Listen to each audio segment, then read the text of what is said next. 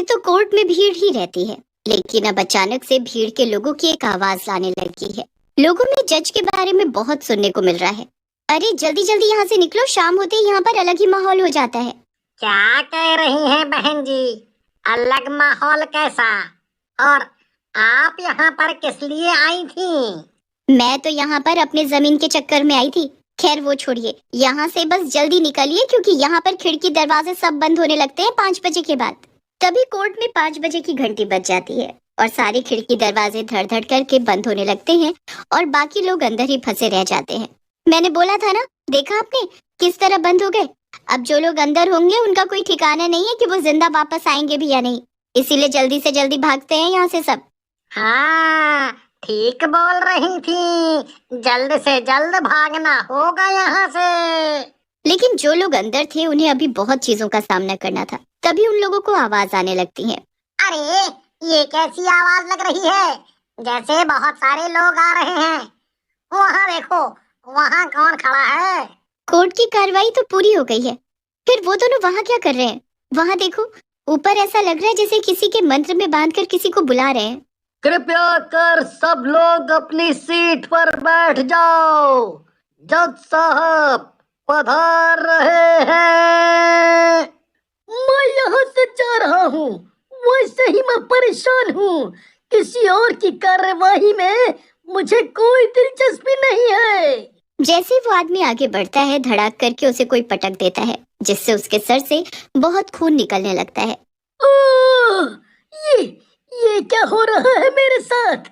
ऐसा लगा जैसे मुझे किसी ने उठाकर पटक दिया। मुझे जाने दो, मेरे सर से बहुत खून आ रहा है, मुझे बाहर जाने दो। तभी अजीब सी खामोशी के साथ जज अंदर आते हैं। वो जज कोई आम इंसान नहीं बल्कि भूतिया जज होता है। आप सभी लोग बैठ सकते हैं और आज की कार्यवाही शुरू की जाए। कैसी कार्रवाई? और तुम कौन से जज हो? हमने तो तुम्हें कभी नहीं देखा है यहाँ पर। कितने दिनों से आ रहे हो? क्या ये सब तुम कर रहे हो? कार्यवाही तो तुम्हें बतानी होगी, क्योंकि मैं फैसला करके ही मारता हूँ। बस मेरा कानून ऐसा है कि इसमें गलत आदमी को सीधा सजाए मौत मिलती है, न जेल ना उम्र कैद। पर हम लोगों ने तो कोई गुनाह नहीं किया है, तो तुम हमें किस गुनाह की सजा दोगे? हैं? और ना ही यहाँ पर किसी बड़े केस के लिए आए हैं, हम लोग तो छोटे मोटी चीजों के लिए यहाँ पर आए हैं। गुनाह किया हो या नहीं किया हो, लेकिन तुम सब मेरे साथ यहाँ फंस गए हो और मैं 5 बजे से इस कोर्ट में भूतों का जज हूँ।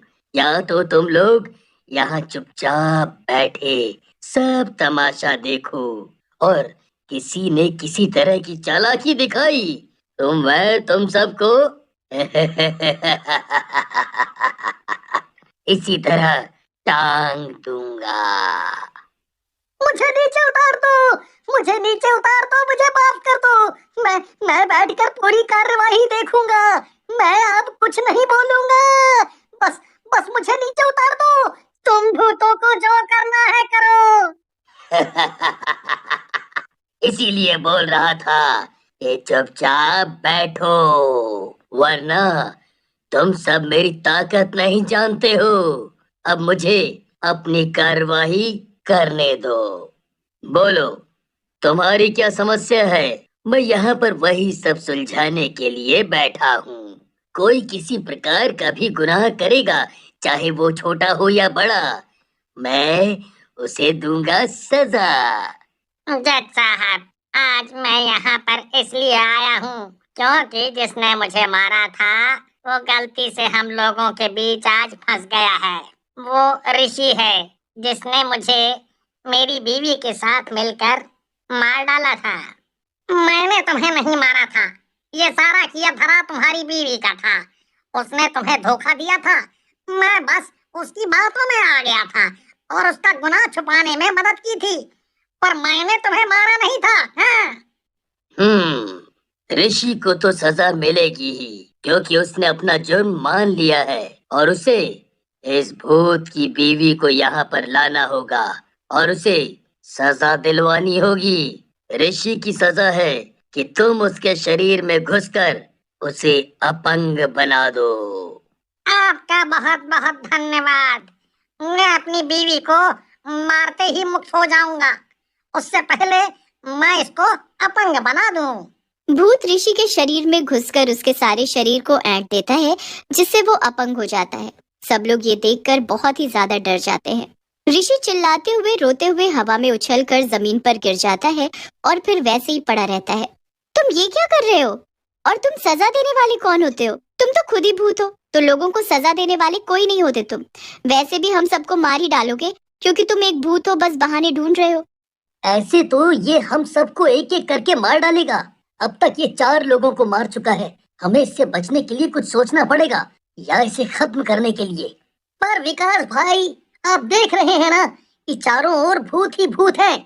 ऊपर से ये भूतिया जज जो कहीं से भी लोगों को उठाकर पटक दे रहे हैं, क्योंकि उनकी बात नहीं मानी जा रही। और आप इसे मारने की बात कर रहे हैं। कैसे मारेंगे, कैसे मारेंगे? मैंने तो ये भी सुना है कि ये हर रोज 5:30 बजे कोर्ट आ जाता है और सब लोग तब तक चले जाते हैं। मैं बेवकूफ बस यही देखने के लिए आज रुक गया था कि ये बात सच है या नहीं। मेरी फूटी किस्मत। ये क्या फुसफुसाहट की आवाज आ रही है?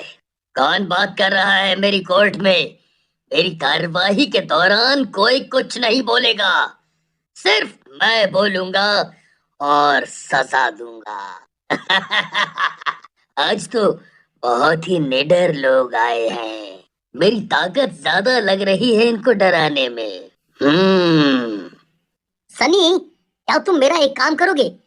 अगर मैं किसी तरह उस जज के पास पहुंच जाऊं तो कुछ किया जा सकता है, लेकिन उसकी नजर से कैसे बचें? अगर तुम उसका ध्यान किसी और तरफ ला दो तो मैं उस तक पहुंच जाऊंगा। ठीक है, मैं कोशिश करता हूँ, लेकिन अगर उसने मुझे मार डाला तो क्या होगा? मैं भी क्या इन सब की तरह भूत बन जाऊंगा? चिंता मत करो, तुम्हें कुछ नहीं होगा। अगर हम सच्चाई के साथ सामना करें तो भगवान हमारी मदद करेंगे। तभी एक भूतिया लड़की, इस आदमी ने मुझे तंग किया था जब मैं जिंदा थी। अरे तुम क्या कह रही हो? ये तो बहुत छोटी गलती थी। उसके लिए तो मैंने तुमसे उसी वक्त माफी मांग ली थी। माफी मांगी हो या नहीं, मायने रखता है कि इसने तुम्हें माफ किया कि नहीं। इसीलिए तुम्हें सजा मिलेगी। मैं तुम्हें काना करने की सजा देता हूँ कि तुम एक आंख से कभी न देख पाओ।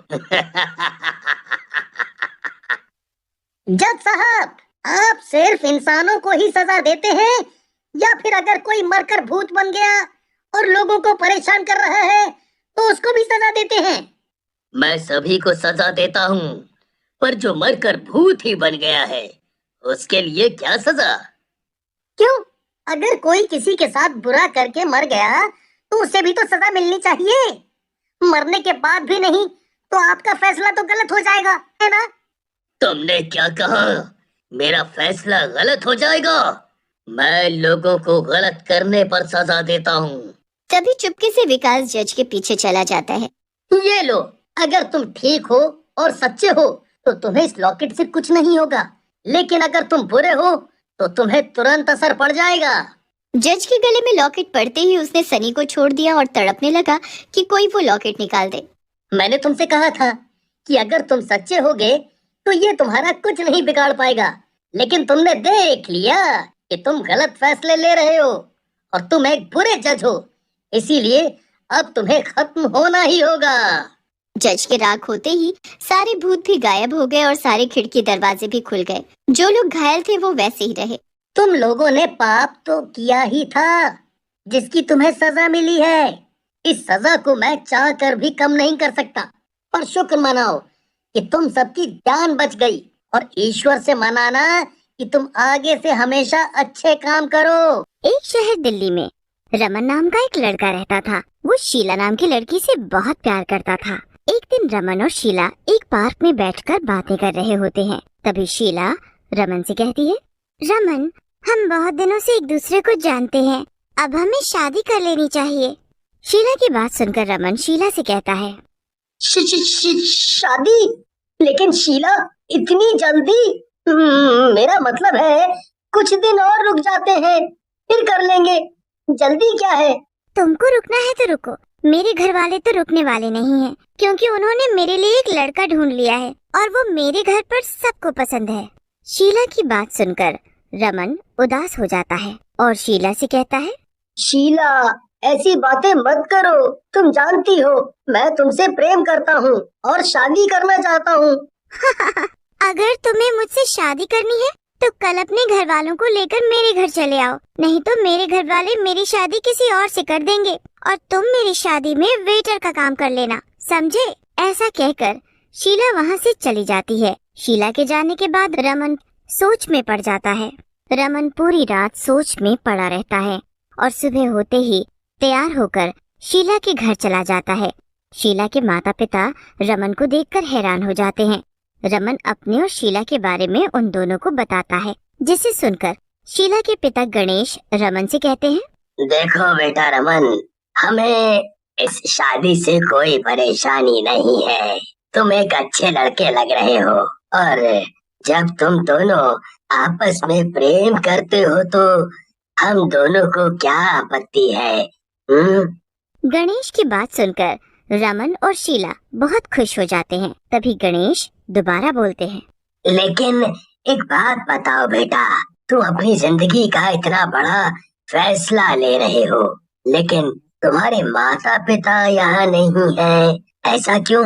गणेश की बात सुनकर रमन परेशान हो जाता है और चुप हो जाता है। रमन को परेशान देख गणेश की पत्नी सीता बोलती है, तुम भी ना बेचारे को इतना डरा दिया। अरे अभी शादी थोड़ी हुई है, अरे ले आएगा अपने माता पिता को तुमसे मिलवाने के लिए, इतना क्या दबाव डाल रहे हो? सीता की बात सुनकर रमन चैन की सांस लेता है और थोड़ी देर वहाँ बैठकर चला जाता है। फिर कुछ दिनों में ही रमन और शीला की शादी हो जाती है। एक दिन शीला रमन से कहती है, रमन देखो देखो, तुमने हमारे घर वालों को अपने माता पिता और घर के किसी भी सदस्य से नहीं मिलवाया। मैं शादी के समय कुछ नहीं बोली, लेकिन अब मैं उनसे मिलना चाह रही हूँ। मुझे भी अपनी सहेलियों की तरह ससुराल देखना है। शीला को गुस्से में देख रमन बोलता है, हाँ हाँ, क्यों नहीं, हम चलेंगे मेरे गांव। तुम चिंता मत करो, मुझे कुछ दिन का समय दो। मैं अपने ऑफिस का काम खत्म कर लूं, फिर हम गांव ही चलेंगे। ऐसा कहकर रमन वहाँ से चला जाता है। धीरे धीरे गांव जाने का समय आ जाता है और जिस दिन की ट्रेन होती है, रमन शीला से कहता है, शीला, मैं ऑफिस के काम में फंस गया हूँ, मैं अभी नहीं जा पाऊंगा। तुम ऐसा करो, अकेले गांव चली जाओ। मैं अपने भाई चमन से कह दूंगा, वो तुम्हें स्टेशन से ले लेगा। और हाँ, 2-3 दिन में अपना काम खत्म करके मैं भी वहाँ आ जाऊंगा। ओके? शीला को रमन की ये बात अच्छी नहीं लगती, लेकिन फिर भी वो ट्रेन में बैठकर रमन के गांव शाहपुर पहुंच जाती है। रात का समय होता है। शीला ये देखकर घबरा जाती है। ये स्टेशन कितना डरावना है, कुत्ते कितनी जोर जोर से रो रहे हैं। ऊपर से रमन का भाई भी रमन की तरह कितना गैर जिम्मेदार है, अभी तक स्टेशन नहीं आया। एक काम करती हूँ, अकेले ही यहाँ से चलती हूँ। शीला वहाँ खड़े खड़े सोच ही रही होती है कि तभी वहाँ एक बूढ़ा आता है और शीला को बोलता है,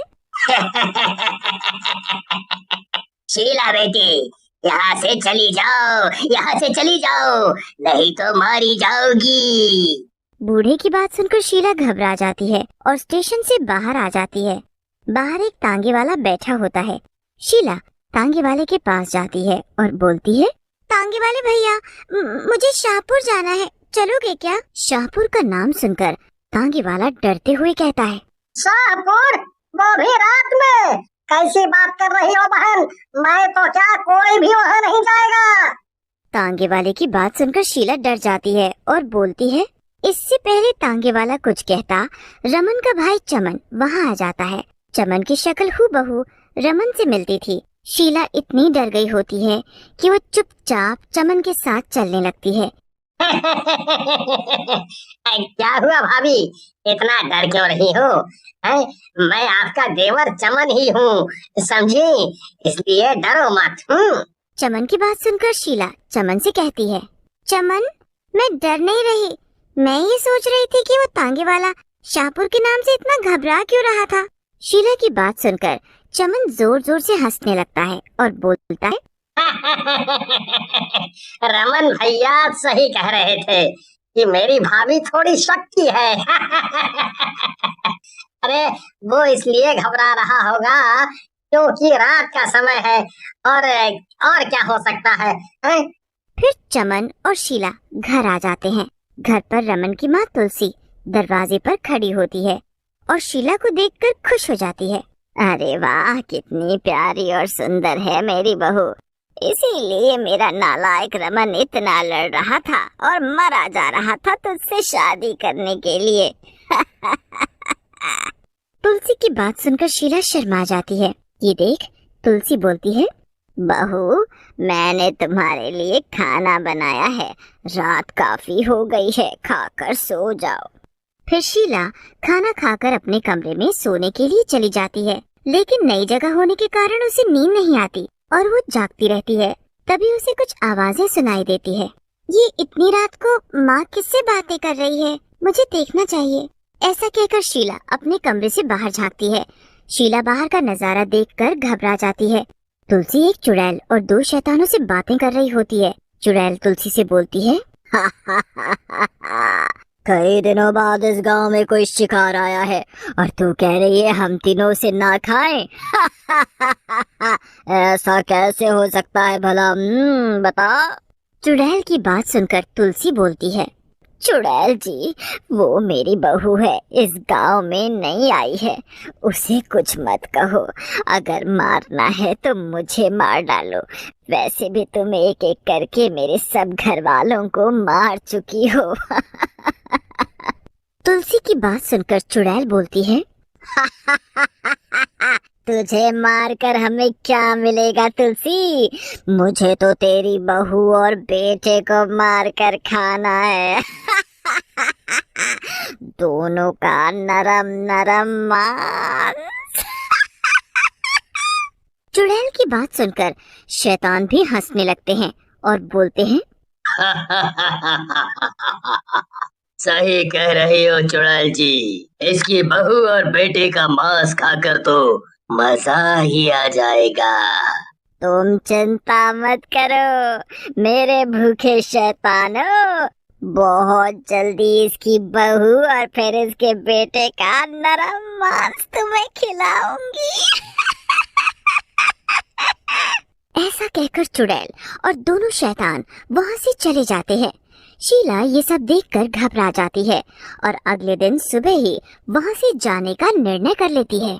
अगली सुबह शीला तुलसी के पास जाती है और बोलती है, माँ मैंने रात में सब कुछ सुन लिया है और मैं अब इस गांव में नहीं रह सकती, अपनी जान खतरे में नहीं डाल सकती, इसलिए मैं यहाँ से जा रही हूँ। शीला की बात सुनकर तुलसी बोलती है, तू सही कह रही है बहू, यहाँ से जितना जल्दी हो सके भाग जा, नहीं तो वो चुड़ैल तेरी जान ले लेगी।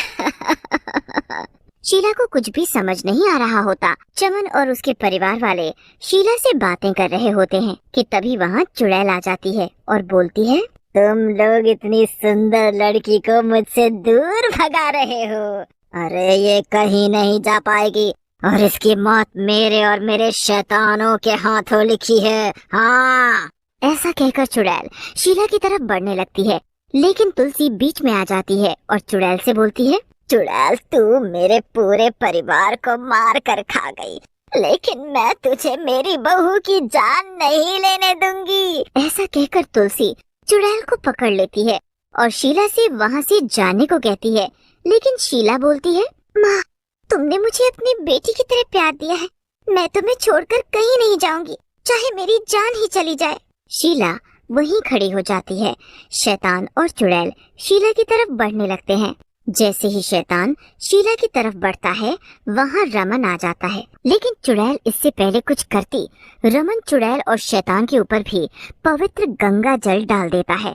चुड़ैल और शैतान भी जल जाते हैं।